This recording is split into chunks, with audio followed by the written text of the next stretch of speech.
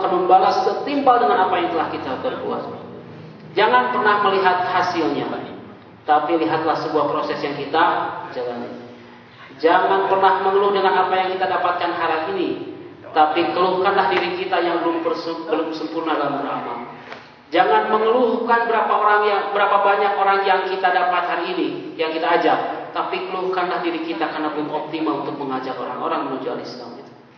Ya. Cukup ya?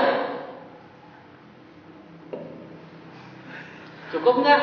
Belum. Nah, apalagi aja saya mau nyampaikan apa lagi nih? Ya, itu ya dakwah. Kita ulang sama-sama. Yang pertama kerjaan kita apa? Tahwilul jahalah ilal ma'rifah.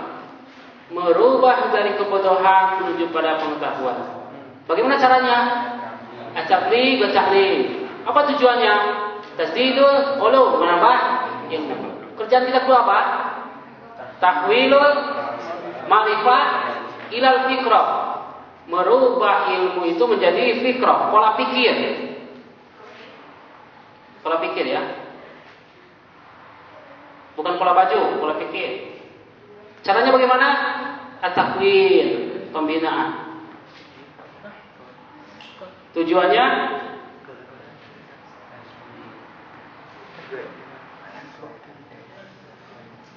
apa tujuannya ya? Ya, menambah fikrah. Yang berikutnya tahwilul fikrah ilal harakah, merubah pola pikir menjadi sebuah aktivitas pergerakan.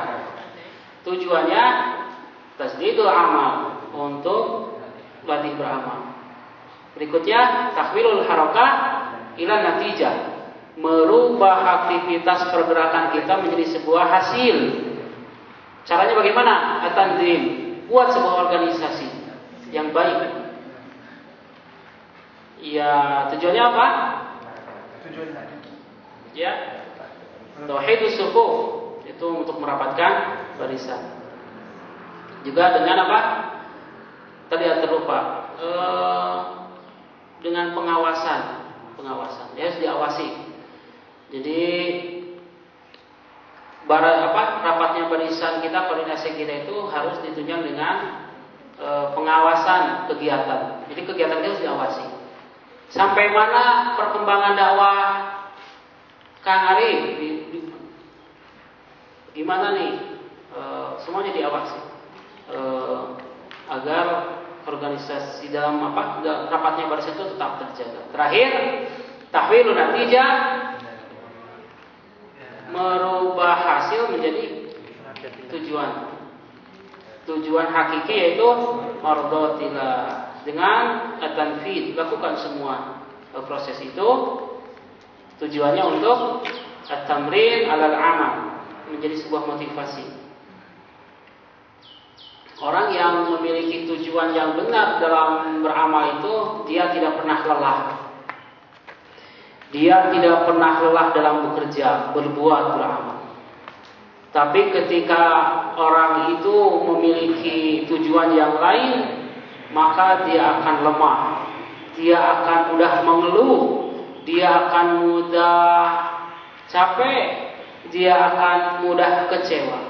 Tapi orang-orang yang tujuannya hanya mendapatkan ridha Allah, maka dia tidak pernah akan lelah untuk bekerja. Hujan besar dianggapnya sebuah tantangan yang menggoda. Ini pengalaman saya ya.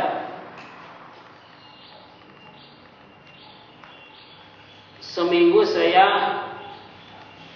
ngisi pengajian itu lebih dari 24. Jadi tidak pernah saya pulang ke rumah jam 9 malam, kecuali hari Sabtu.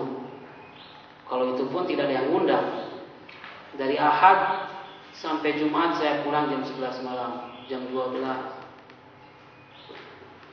Dan saya membuat sebuah pola, diantaranya ketika kita mencoba beralasan kepada sesuatu hal, maka orang-orang yang kita dakwahi akan membuat alasan yang sama.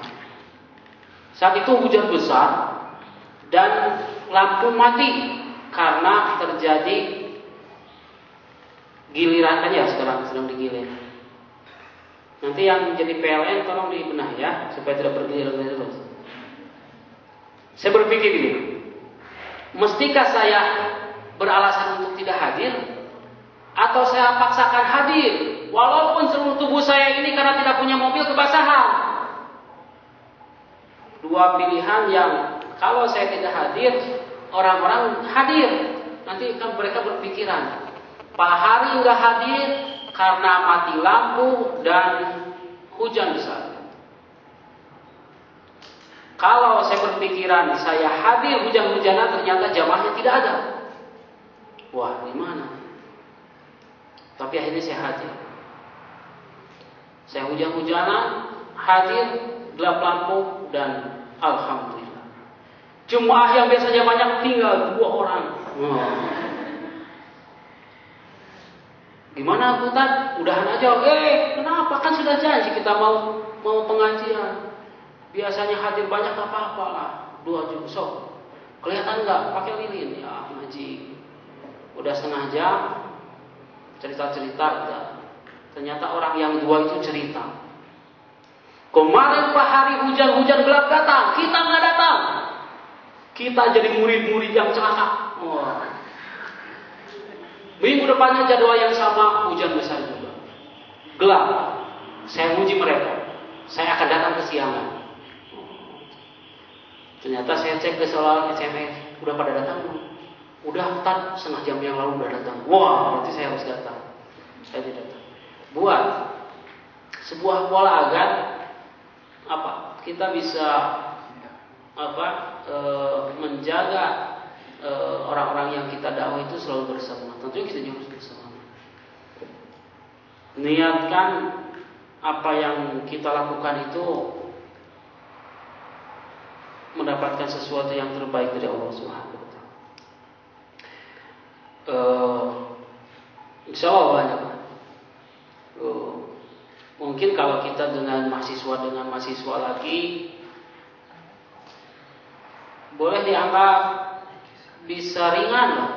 Tapi kalau kita sudah terjun ke masyarakat yang pluralisme, sangat bermukhtalifah alwanuha, beraneka ragam, pikirannya macam-macamnya, sholatnya ada yang begini, ada yang diam saja, begini yang sholat. Kenapa kamu sholat begini? Pusing gak kamu gini-ginian terus. Belum yang antipati kalau melihat anak muda jadi khotib itu mah.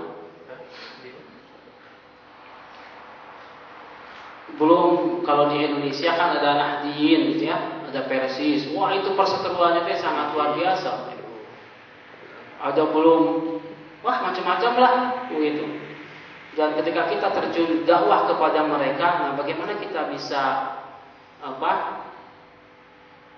bisa merubah apa yang mereka dapat itu menjadi sebuah fikrah yang benar, pola pikir yang benar terhadap sebuah Islam.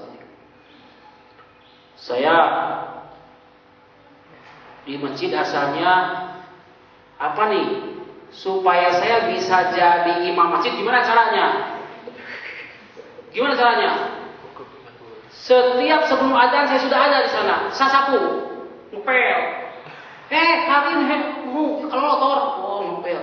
Besoknya ngepel lagi. Setiap hari saya ngepel masjid. WC saya sikat. Tujuannya pingin kapuji. Tujuannya pingin dipuji oleh DKM, oleh bapak-bapak. Setiap DKM ada, saya sedang membah WC. Itu hari membah WC, ngepel masjid. Terus berbulan-bulan saya lakukan.